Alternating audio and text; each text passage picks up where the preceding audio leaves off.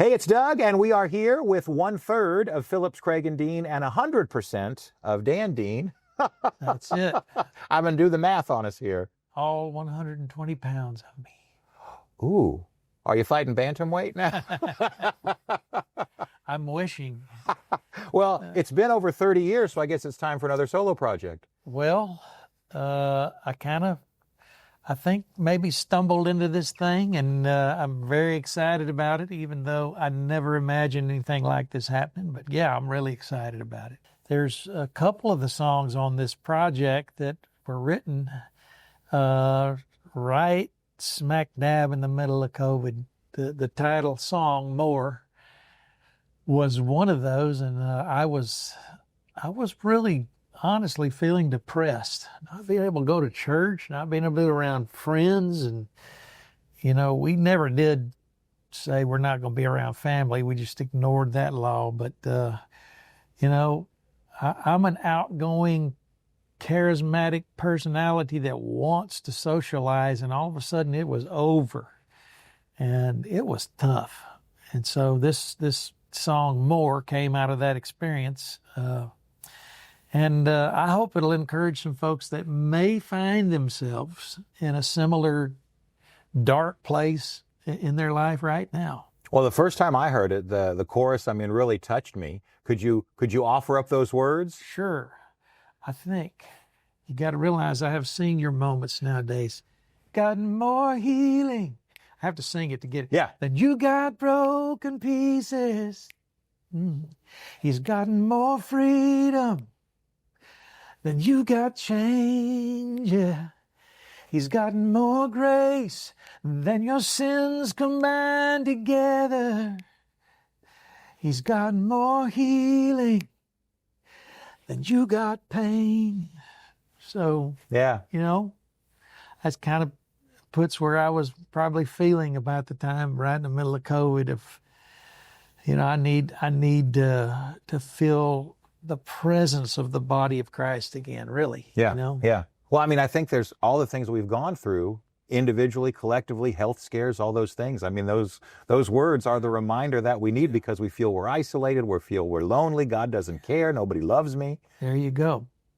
And of course, I think the title of this, for me, is more than just the song itself, but more songs that I've written. There's 11 songs, and eight of those I either wrote or co-wrote, or wish I wrote, and so it gave me an opportunity to share some songs that nobody's heard, some that I wrote after COVID, of course, and then my son Devin sings with me on this project, and he wrote one of the songs that I love, a song called Home.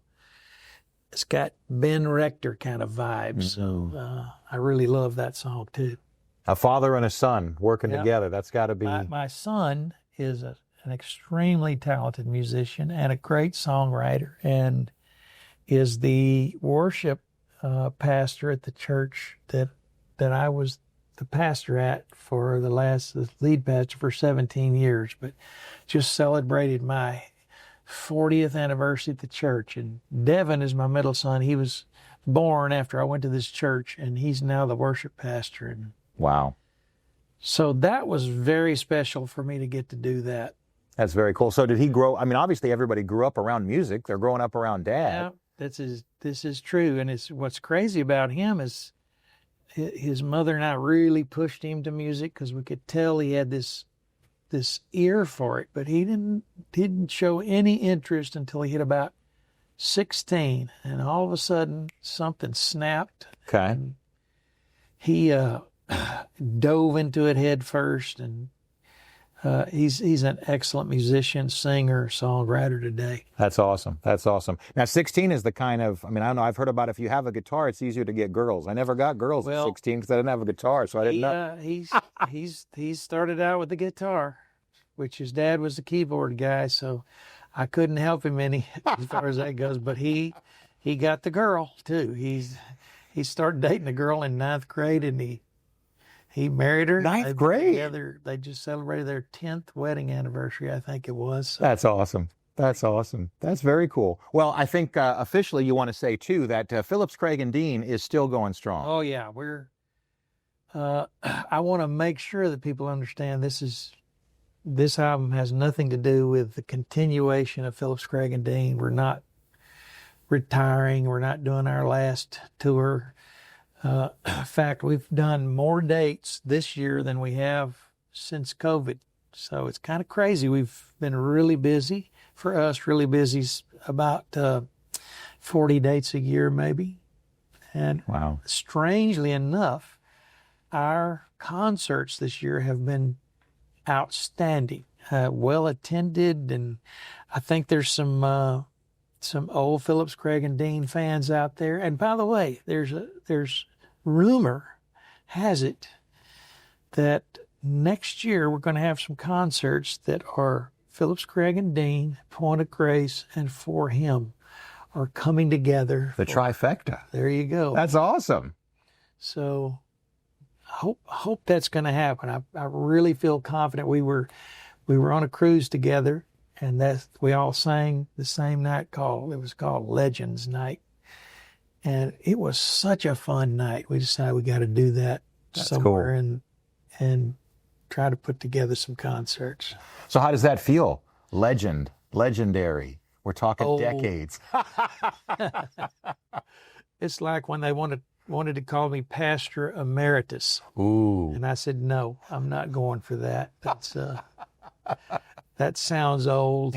So they call me now the Legacy Pastor. That sounds old as well. But I accepted that one. So one of the songs that struck me, the line stood out about the sacrifice of a mom and the mom being able to find something in the bread other than the end. I love that line. This song is called The Mother of Boys. Actually came from a poem that my mother wrote when her last son left home. There were 5 boys. And I went home maybe a year after that last son left, and she had this poem she had written hanging up on the wall. And I read that thing. Mom, this is fantastic. And so I got together with Michael Farron and Tony Woods, and we kind of wrote a song around this poem. And got Christine Dante to sing from Out of the Gray Days. Mm-hmm. She did a great job on this song. Yeah, awesome song. Now, talk a little bit about the proceeds from this project, because that's something very special. Yeah, a couple years ago I formed a nonprofit called Shepherd's Rest. And I am donating every cent that's made off of this project to Shepherd's Rest, which is an organization that exists to encourage pastors. There's a song, I think somebody said it, my heroes have always been cowboys. My heroes have always been pastors. I can remember my dad was a pastor, my wife's dad was a pastor, and some of my fondest memories are we'd have an evangelist come through back in the day, and they would sit around the table and tell stories, just miracles they'd seen and things God had done. And I wouldn't want to go to bed. It was just, I had this fear that I was going to miss out on something. So having this special love for pastors, we're trying 2 to 3 times a year to get couples to join my wife and I at some really nice location, pay all their expenses, bring them in for 3 days, and just love on them and just say, hey, you're doing a good job. You know, pastors are some of the loneliest people in the world. I can say that from experience. They find it hard to trust people. And they don't always want to be on a pedestal, but people put them on a pedestal. And they're human beings that fight, have the same struggles as anybody else. But, you know, people expect more out of them. And so this whole Shepherd's Rest thing is designed to just say, hey, behind you, I'm here if you want to talk. We never have an agenda at these things. If something comes up, we'll discuss it. But it's one thing that I hope to do is to build relationships with these pastors, my wife and I, with the pastor and his wife, and that they will have somebody to call if they ever need just somebody to talk to about life, something they're walking. So when you were growing up, did you think, well, I guess that's Dad did it, I'm doing it, the pastor route is... You know, it was a little more than that. Out of 5 boys in my family, the other 4 were all in ministry as well. So my 3 older brothers all went to Bible college and became pastors. So I didn't really plan on being a pastor. I knew I was going to be in music in the church. And I kind of fell into the pastor thing later in my ministerial career. But my youngest brother, I say he's in ministry. He did the youth pastor thing and assistant pastor for a while. Then he went to mortuary college. Oh. So he owns a funeral home nowadays, and he's as much in ministry as any of the rest of my brothers. My dad used to joke and say, I got 4 of my boys that are trying to get lives straightened out. I got one of them that when he straightens them out, they stay that way. By the way, I'll bring this up. The power of one man's decision is something you don't ever underestimate. My dad was a World War II veteran, shot 3 times in the war. One of those times, it was in the Battle of the Bulge. He was a paratrooper, and they'd been behind the lines, I think, 21 days. Very cold, no fire, frozen food. And it looked like he was going to die. And he buried his head in the snow, and he said, God, if you will get me home, I promise you the rest of my life will be yours. And he surrendered his heart to the Lord and dug into the snow outside of a little village called Mount St. Jacques, Belgium. He came home, entered into ministry probably at 30 years old with 4 boys and 1 on the way. As a result of that decision, his sons all went into ministry. He's got, at last count, I think there were 8 of his grandkids that were in full-time ministry, and there's 2 great-grandkids that are in full-time ministry. So the power of one decision can never be underestimated. That's awesome. Yeah. That's awesome. That generational side. Yeah, it is. So what was the key, I guess, of being a preacher's kid, a PK or whatever they like to refer to, and not going off the rails? Because you hear sometimes they go off the rails. They do. And it's kind of strange. There seems to be no in-between for a PK. It's either far left or far right. They're just to the extremes on either side. And I have some PK friends that, for whatever reason, they left church young, never have returned. My wife's brother being one of those. He walked away from the Lord when he was a young man, and he still has not returned. It's the saddest thing. That's tough. That's tough. Yeah. We're here with Dan Dean, talking about the new project, More.